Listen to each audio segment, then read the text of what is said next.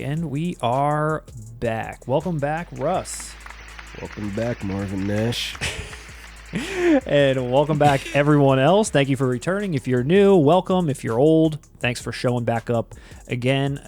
My name is Matt. This is Russ, and we are your 4K Kings, covering physical media news, movie reviews, and so much more. If you like what you see here, consider commenting, consider subscribing, throw us a like here or there. We really appreciate it. And don't forget to let everyone watching and listening know we are very close to our Subscribe for Drive giveaway. Russ, we're only about 150 away. Once we hit 2,000 subscribers, one lucky viewer will receive a sealed, out-of-print, second sight, special edition 4K of the Ryan Gosling masterpiece Drive. And all you have to do, go find our original Drive video and leave your wittiest, funniest comment. And Matt and I will go through, pick our favorite one, and that lucky subscriber will receive Drive.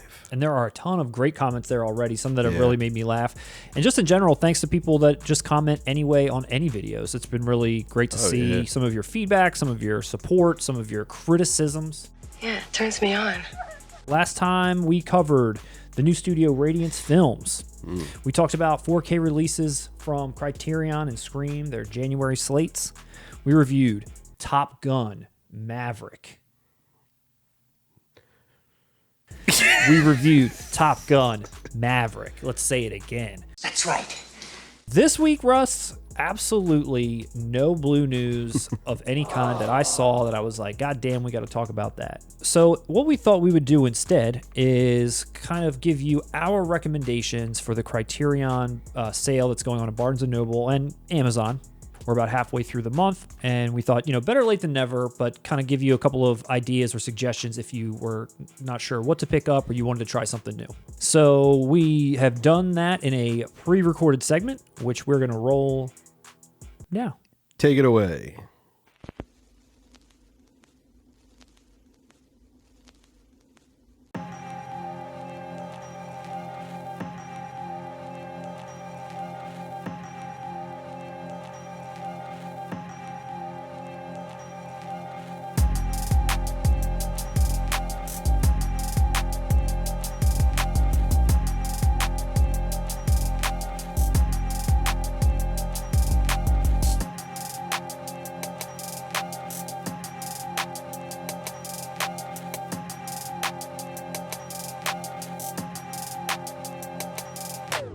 Welcome back, everybody, to 4K Kings. This week, Matt and I are going to be giving you our picks for the 50% off Criterion Barnes & Noble sale. During the first sale of the year, we talked about which picks we would like to pick up, and now we want to give our suggestions to you. I decided to pick accessible titles, and no better one to kick this off than Terrence Malick's Badlands. Some of the most beautiful cinematography you will ever see captured on film centers around Martin Sheen, who is a sociopath. Sure. He falls in love with a teenager played by Sissy Spacek, and they go on a murdering spree. This film has influenced countless movies over the years, including True Romance, Natural Born Killers. You cannot go wrong with Badlands. I'm going to be running through my selections in alphabetical order, and I'm going to start with Amores Perros. Amores Perros is a film directed by Alejandro Inarritu, and this is his first film. You might know him from such movies as 21 Grams, Birdman, The Revenant, Babel. This was the first movie that he has put out, and was also the first movie in his trilogy of death, as he called it, which started with Amores Perros, then was 21 Grams, and then with Babel. This is very similar narratively to those three films, where it's three different strangers that are all connected after a tragic twist of fate. It has a very hard and dark edge at times, kind of similar to 21 Grams and Babel. If you're a fan of his work at all, this is definitely something to check out. Again, this was his first feature, definitely worth a watch. I would highly recommend this for the Criterion sale. Bien, no? Staying on my theme of films that are great introduction pieces to great filmmakers, I decided to go with David Lynch's Blue Velvet. This is the perfect film, if you've never seen David Lynch before, to jump right in. It centers around Kyle MacLachlan and Laura Dern, who are two teenagers in suburban America and they discover a severed ear, and shenanigans ensue. It touches on the great Lynch themes of suburban, middle-class America and kind of the seediness that lies just below the surface. You cannot go wrong with this film. It is entertaining from beginning to end. Dennis Hopper is a madman. Who is this fuck? If you thought he was crazy in Texas Chainsaw 2, holy shit, wait till you see him in this. Highly recommended. Is that right? Next up is a movie that I just saw for the first time this year. It's a movie that I was talking about wanting to pick up during the first Criterion half-off sale. I ended up doing that, checked it out, absolutely loved it, and now I've got to recommend Blowout. Blowout is a movie starring John Travolta, Nancy Allen, and John Lithgow. It is directed by Brian De Palma. This is one of the most interesting, creative films that I've seen in a long time, and it is an excellent thriller. It's very Hitchcockian. If you're unaware, it stars John Travolta, who is a sound engineer for films, and he accidentally records a car that is possibly involved in an accident, or maybe it's a hit from an assassin. It is shot impeccably with all these typical Brian De Palma tricks. We've actually done an extensive review on this film if you want to know a little bit more about it. But if you want to take my word for it here, if you haven't seen this before, it's outstanding. This 4K release is a complete upgrade from the Blu-ray version if you do have this already. And if you haven't, I suggest you check this movie out. It is worth buying.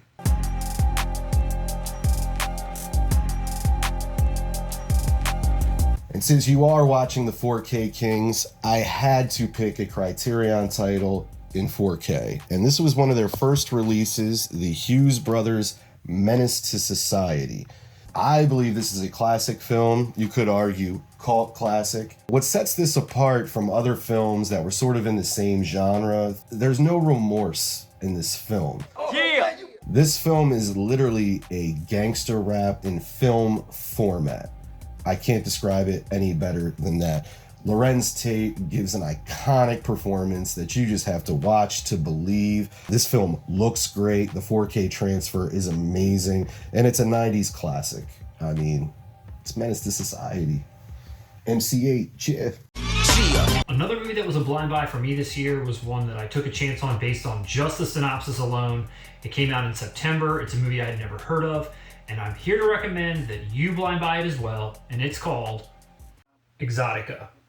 Exotica is kind of a tough movie to describe or to give a synopsis on because it really benefits from going in fairly cold and just knowing that this movie is such a slow burn of sort of a puzzle where there's a lot of characters in this film that right from the get-go you clearly know have some sort of history, some sort of past, but you don't really know what that is.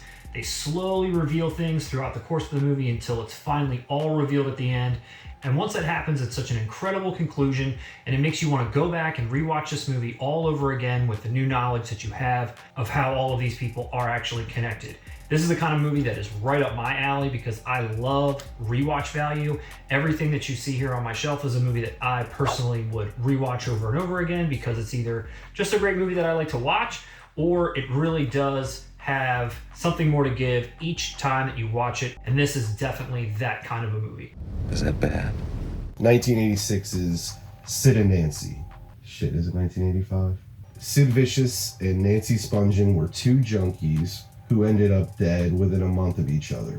Sid Vicious was the replacement bassist for the band the Sex Pistols, and this film serves as a quasi-biopic of them for the first half, and then the second half is their descent into death. We don't fucking deserve this, asshole! Gary Oldman gives a performance for the ages. Even Johnny Rotten, who notoriously despises anything that describes the Sex Pistols or portrays the Sex Pistols, even he gave Gary Oldman credit as, wow, you nailed Sid Vicious. If you somehow haven't seen Sid and Nancy, give him a watch. Alex Cox is a severely underrated filmmaker.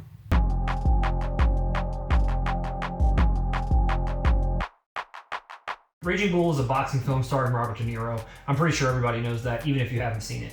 Having seen this movie for the very first time, I didn't really know what to expect. I didn't know what to expect about the tone. I didn't know if this was a drama, if there was some comedy in there, how I should feel about the characters that were involved. I knew this was a true story, but I really didn't know much else.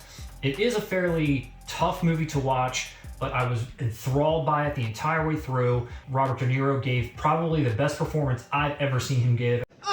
Including all of the films he did with Martin Scorsese. Why can't I say his fucking name? The supporting cast is outstanding. Joe Pesci is outstanding. Kathy Moriarty is outstanding. Not to spoil too much, but he's not really a sympathetic character. He's kind of, I don't know, a jerk. You can't stop watching it. You can't stop watching him and seeing what's going to happen. How far is he going to go? Not just his boxing career, but just his life. How deep the thing's going to get for him. If you haven't seen this movie, this is absolutely a chance you should take to check out, especially if you like anything to do with Robert De Niro, Joe Pesci, Martin Scorsese, boxing. If you like any of those things at all, this is definitely a movie for you.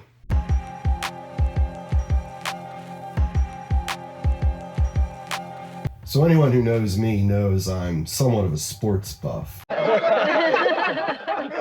And this is one of my favorite sports documentaries, When We Were Kings. This documentary is about the famous Rumble in the Jungle boxing event, Muhammad Ali and George Foreman, that took place in Africa. This is a great time capsule of an era, incredible B-roll footage, just hours of like Ali interacting with locals, with Foreman, and it's just an incredibly fascinating documentary. If you haven't seen this, just give it a blind buy. I mean, at the very least, you will be entertained. I done wrestled with an alligator. That's right. I have wrestled with an alligator. Michael Mann's Thief. Thief is one of the most amazing heist films that I think I've pretty much ever seen. If you want to see James Caan being a badass for 2 hours, Yes. this is the movie to watch. Not only is this film incredible and impeccably done, they consulted with real life experts that were on the set, making sure that there was authenticity in everything that they were doing, and it clearly shows. You also have an amazing score from Tangerine Dream that goes beautifully with this film, edgy and dirty and grimy, as well as it just really gels everything together that you're already seeing on screen. If you want to see James Caan being a badass, Yes.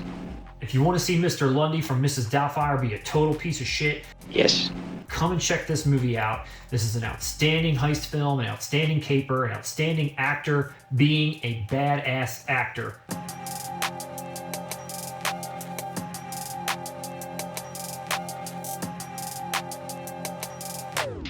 My next pick is your favorite filmmaker's favorite film, and that is 1955's Night of the Hunter. Now, there is nothing I can say about this film that hasn't been said by film aficionados numerous times. It is a masterpiece. It is a classic. Robert Mitchum is incredible in this.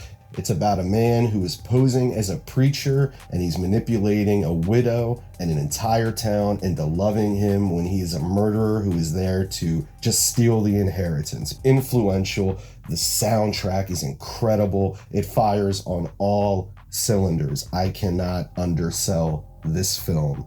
If you're a fan of Do the Right Thing, the love and hate brass knuckles that Radio Raheem has is a direct reference to this. If you have not seen this film, correct that mistake immediately and purchase this during the sale. Can I get that through your head, you poor, silly, disgusting little wretch?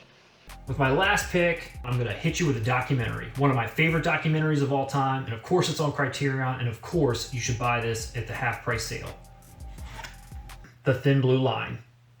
The Thin Blue Line is a true story about a murder that took place in Texas, and the man who was arrested for that crime, who swears his innocence. And the whole movie is basically, did he or did he not commit this crime? Now, that sounds fairly basic on the outside, but the way that this movie is put together is outstanding. This is done by Errol Morris. If you are a fan of true crime documentaries, especially some of these ones that you see on Netflix nowadays, if those are compelling to you at all, I highly recommend that you check this out. The minute this movie starts, a Philip Glass score accompanies this, just slaps. It hits you right over the head right away. It is an outstanding score if you like Philip Glass at all. If you don't know who Philip Glass is, just Google him really quick, just YouTube him really quick, listen to some of his music. He is an incredible composer, and he does this entire film. You don't really see too many documentaries that get an original score that really is one of the characters of the movie too, and that's definitely in here. The reenactments are incredible. The story itself is just so interesting, and you really want to know by the end, did he or did he not? And I will tell you that it is revealed at the end of this film, so you won't be left hanging. Maybe I didn't want to know. I don't know. I hope that you enjoyed this film. You should definitely check it out. The Thin Blue Line. So that's it. I hope everyone enjoyed this segment. I know there's a lot of great titles out there to choose from. If there's any out there that you would like, if there's any out there that you bought that we haven't recommended, what would you recommend to us? What would you tell people to go check out? These are our favorites. These are things we think we should spread the love on, and we hope you enjoyed that, and we'll see you all soon.